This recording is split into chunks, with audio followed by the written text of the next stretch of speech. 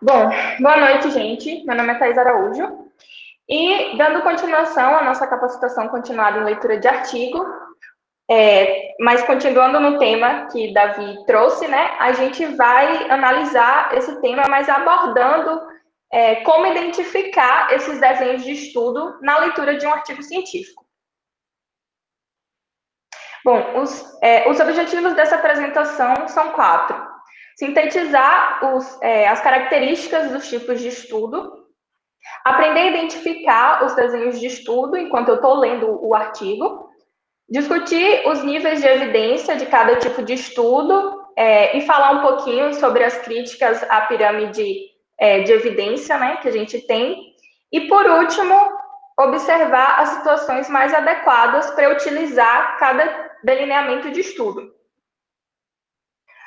Bom, a primeira questão que a gente tem que se perguntar quando a gente se depara com um artigo científico é do que ele se trata e qual é a hipótese que o autor ou os autores estão tentando testar com aquele trabalho.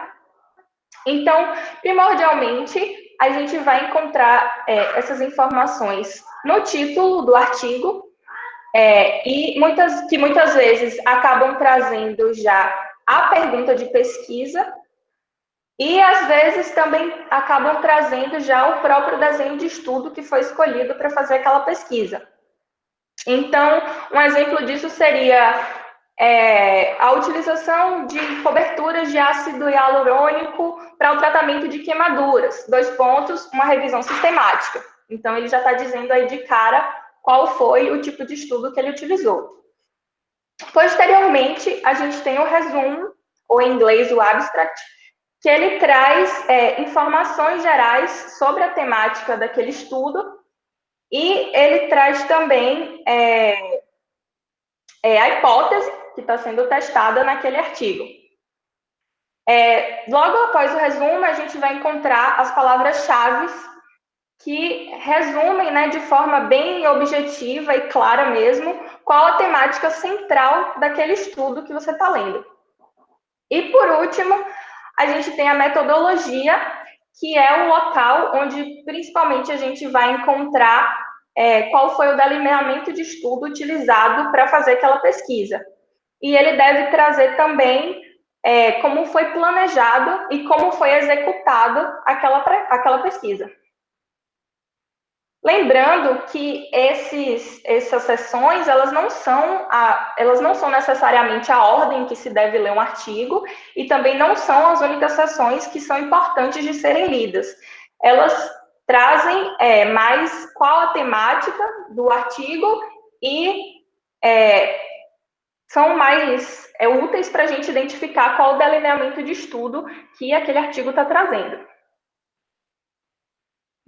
Então, como é que a gente faz para determinar qual o delineamento daquele estudo, do artigo que eu estou lendo? Então, primeiro fator que a gente deve pensar é na originalidade.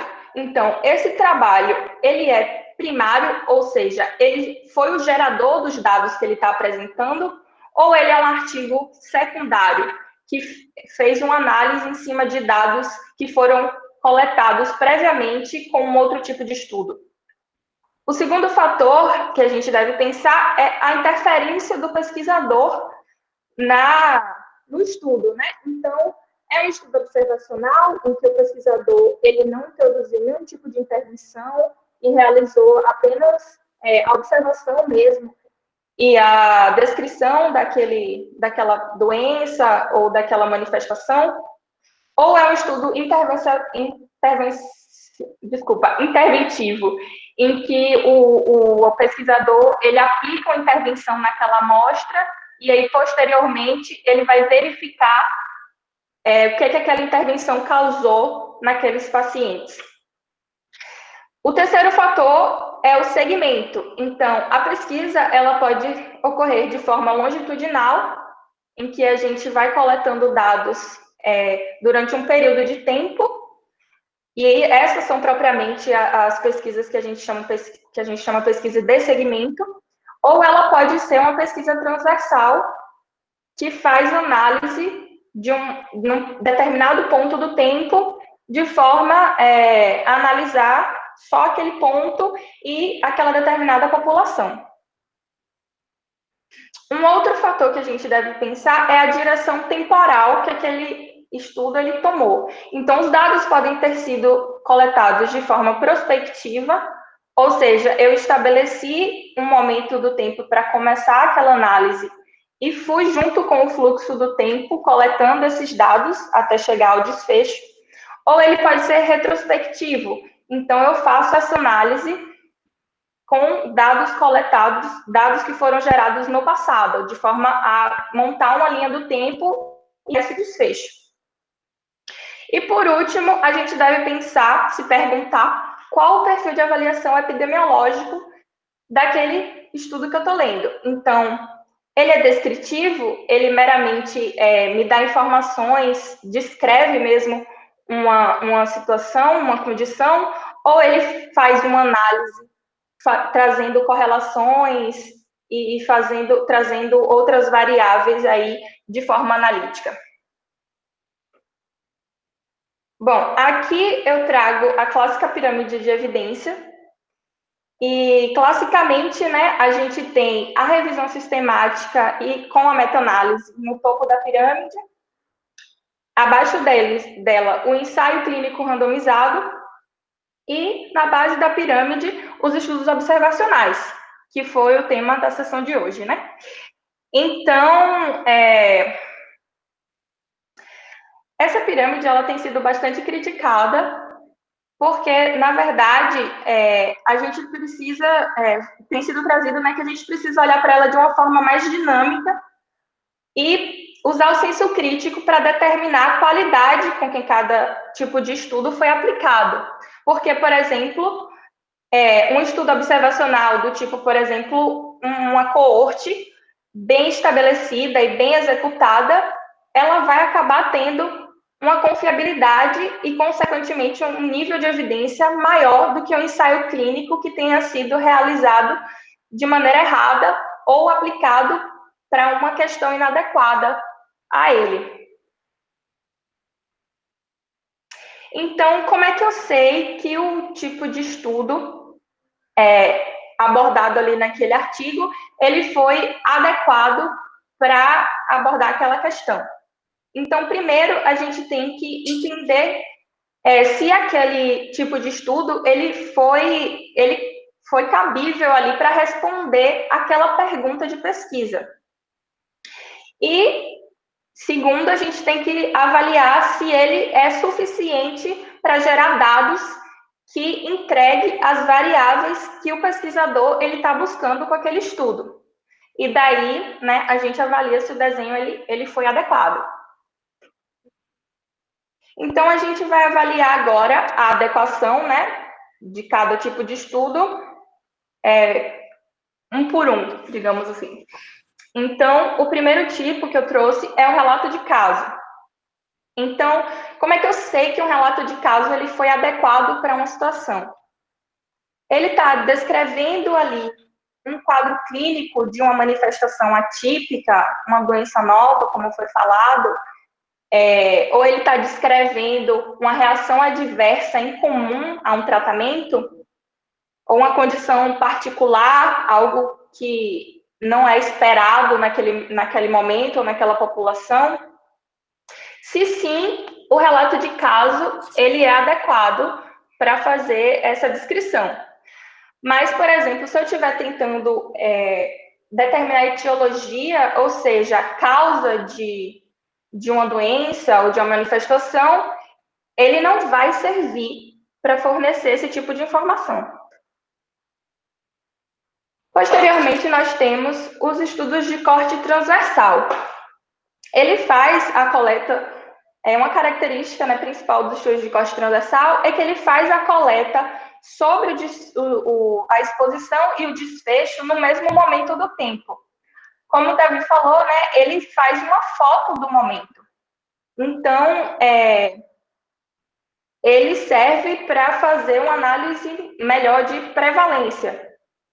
Então, eu trouxe um exemplo aqui de uma amostra da população geral, né, em que eu vou analisar ali os dados coletados, faço um recorte mesmo, e aí eu vou observar dessa minha amostra quais eram as pessoas que tiveram Covid e quem não teve Covid.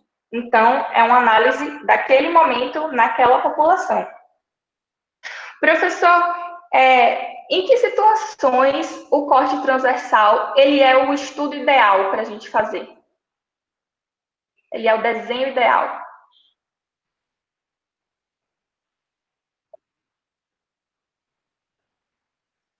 Oi, professor? Você perguntou para mim? Perguntei, sim. No caso, eu perguntei para o senhor qual é a situação em que a gente determina que o corte transversal ele é o desenho propício para fazer aquela abordagem. Se você quer conhecer prevalência, é um estudo real, não é? E essa informação é útil para você. Se você quer fazer diagnóstico, por exemplo, de vírus com determinadas manifestações cientes, você que pensa em termos de qual é a idade diagnóstica mais provável, as mais prevalência. Então, se o seu interesse é prevalência, então ele tem importância, principalmente em aspectos da clínica, em aspectos de.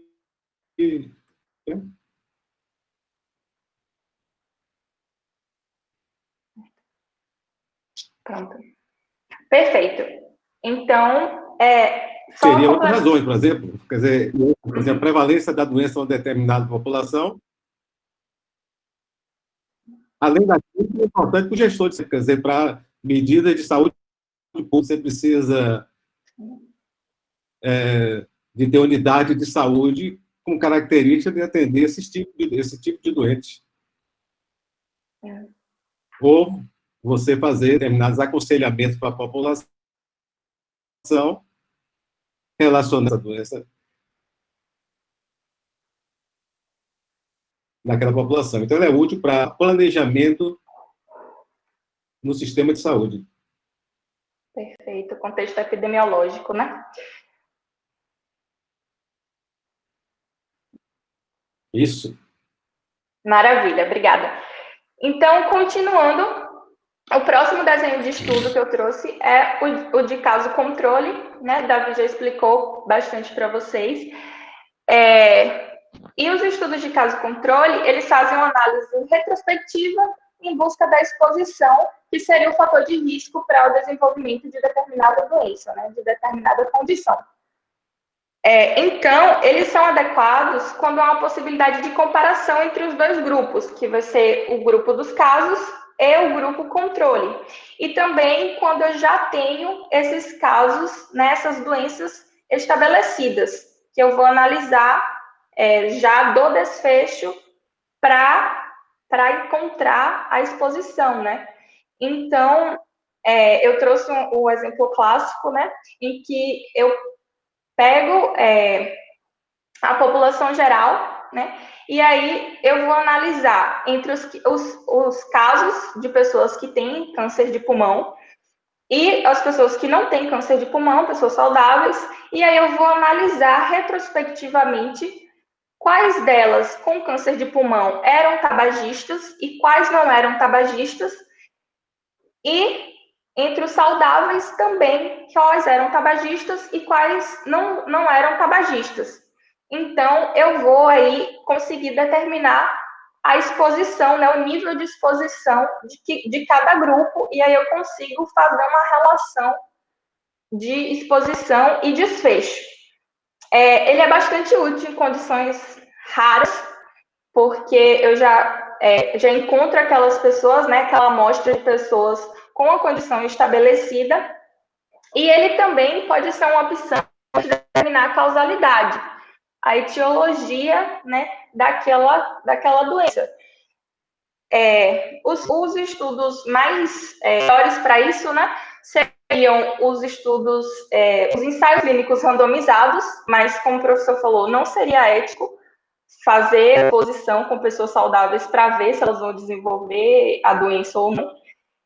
E o segundo tipo, mais útil para determinar a causalidade, seriam os estudos de coorte, mas devido aos custos elevados e a quantidade de tempo, né, os anos que se leva para fazer uma coorte, muitas vezes não é viável fazer uma coorte para determinar a etiologia. Então, os estudos de caso controle podem ser utilizados para determinar essa causalidade.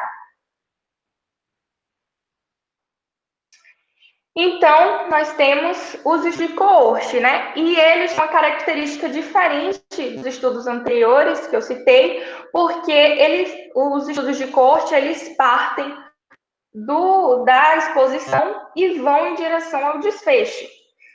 Então, eles são adequados para a gente determinar incidência, já que ele acompanha a amostra antes mesmo que as pessoas tenham desenvolvido a doença.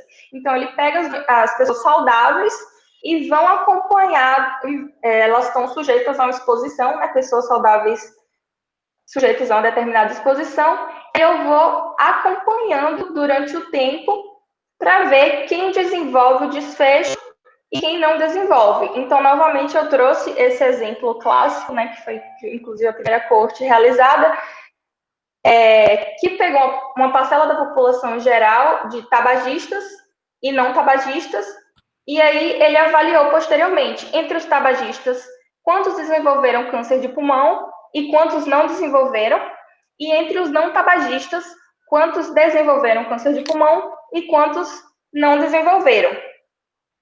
Então, eles são bastante úteis para determinar a incidência, como eu já falei, e eles também permitem analisar a história natural da doença, né? Já que eu parti de uma população que não estava doente ainda, que estava sujeita a uma exposição, mas que ainda não tinha desenvolvido a doença, e aí eu acompanho essa população até ela desenvolver ou não o desfecho. E eles são úteis também, como eu falei anteriormente, para determinar a etiologia, né, a causalidade. Esses foram os estudos observacionais, né? E aí eu vou trazer também outros 2 desenhos de estudo. O primeiro deles é o ensaio clínico randomizado, que eles realizam uma intervenção, né? Eles pegam a amostra da população, fazem uma distribuição aleatória, né, entre os grupos controle e os grupos grupo intervenção, e aí o pesquisador ele aplica uma intervenção e eles realizam posteriormente uma análise para verificar qual foi o efeito daquela intervenção naquela minha amostra. Então, de forma bastante resumida, isso é um ensaio clínico randomizado. No slide, eu trouxe o exemplo de um ensaio clínico randomizado em que eu peguei uma amostra da população com sintomas gripais e fiz uma randomização entre os 2 grupos, o grupo controle e o intervenção. Então, para o grupo controle, eu posso, por exemplo, oferecer o placebo de um medicamento, e para o grupo intervenção, eu ofereço, de fato,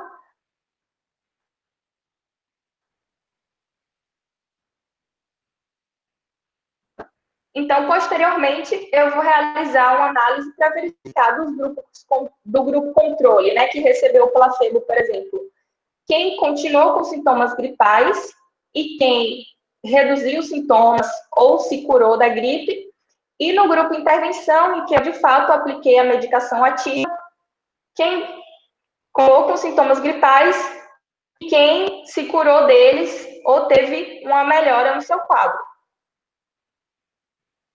Então, professor Antônio? Estou ouvindo. Certo. Eu queria perguntar para o senhor, quando é que o ensaio clínico randomizado ele é o melhor tipo de estudo para se realizar e quando ele não é uma boa escolha? Bom, se o estudo for... Se sua questão não tiver nenhum aspecto ético que possa inviabilizar ou contraindicar o seu estudo, né? Então, esse seria o estudo onde você realmente pode estabelecer, vamos falar no estudo grande, no estudo pequeno, onde você tem maior capacidade de estabelecer causalidade, né? Mas ele é limitado por uma série de tipos de questões que nós temos na prática, por questões éticas. Mas esse é o único tipo, estou falando do ensaio clínico randomizado.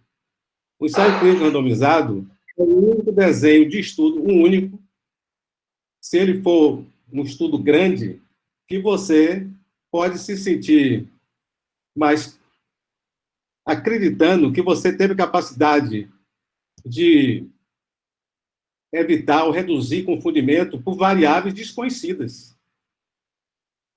Porque mesmo que você tenha, por exemplo, você tem as variáveis que estão conhecidas e você tem uma tabela de características. Aí você está vendo, bom, isso são similar. Aí você pergunta, bom, mas tem variáveis que não é possível tudo. Né? E tem fatores que vão chamar a atenção, que esses fatores são importantes, por exemplo, na mortalidade daqueles pacientes depois de 10, 20 anos depois. E você não avaliou aquele fator. Pode ser um fator, o que é que você poderia dizer? A esse de forma similar entre os grupos. Então, isso é atuado como fator de confundimento. Então, isso você pode afirmar com uma certa tranquilidade num grande ensaio clínico randomizado. Mas você não pode afirmar nunca isso no estudo, por exemplo, de coorte. Porque você pode estar no estudo de coorte até mostrar que você teve até as variáveis se distribuíram de forma similar, ou você pode ajustar para as variáveis que foram distribuídas de forma não similar e que podem ser confundidores. E as variáveis desconhecidas? Se elas são desconhecidas, você não tem elas no seu estudo. Né? Então, você não pode ajustar para todas as possíveis variáveis que podem estar influenciando na exposição e no evento, mesmo no estudo de coorte, e você tem aquela direção da exposição para o evento. De forma que nós temos limitações para fazer julgamentos ou inferências de causalidade em estudos observacionais, quer dizer, para reduzir esse confundimento, utilizando várias, como já foi colocado, modelos, escola de propensão, mas isso não lhe garante que você esteja eliminando todos os possíveis confundidores. Estou falando basicamente de confundimento que vocês colocaram aí, que pode ser,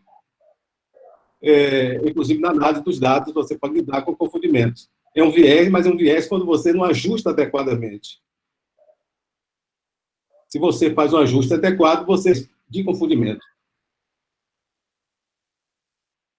Então, estou deixando de lado os outros viés, quer dizer, então, era esse comentário. Seria o ensaio clínico randomizado. Se você quer gera uma intervenção, medicamentos, né? Testando um novo medicamento. Perfeito. Então, né, em síntese, ele é muito utilizado Responde na pesquisa. você, Thaís. Sim. Obrigada, professor. Então, em síntese, né, o ensaio clínico randomizado, ele é muito utilizado na pesquisa clínica. Ele é bastante útil para testar a eficácia de medicação, como o professor acabou de falar, ou uma nova técnica cirúrgica. E também útil para comparar tratamentos, né? Comparar um tratamento inovador com um tratamento convencional já bem estabelecido. E, por último, o último desenho de estudo que a gente tem é a revisão sistemática, que normalmente é acompanhada por uma meta-análise. Então, a revisão sistemática, ela é uma revisão de literatura que tem uma rigorosidade metodológica, né, e tem um método bem estabelecido, pré-estabelecido para que ela seja feita. Para que se evite vieses na identificação, na seleção e na escolha dos artigos que eu vou utilizar para fazer essa minha revisão. E a análise, ela é uma ferramenta estatística, ela agrega e analisa os resultados dos estudos que eu coletei na revisão, né, buscando responder uma pergunta específica de pesquisa. Então, por exemplo, eu realizo a revisão sistemática sobre trabalhos que tratem do tratamento padrão, né, do melhor tratamento, digamos, para diabetes mellitus, né, que é isso que eu quero saber, por exemplo, para aplicar na minha prática clínica. Então, eu realizo essa coleta sistematizada e, posteriormente, eu aplico a meta-análise para agregar esses resultados e ter ali um resultado claro e objetivo e ver ali quais são os estudos, né, que convergem para um tratamento, né, para que eu possa aplicá-lo na minha prática. E foi isso, gente. Essas são as minhas referências. E agora a gente vai partir para um outro momento da sessão, que é a discussão aberta sobre os estudos observacionais e seus confundidores.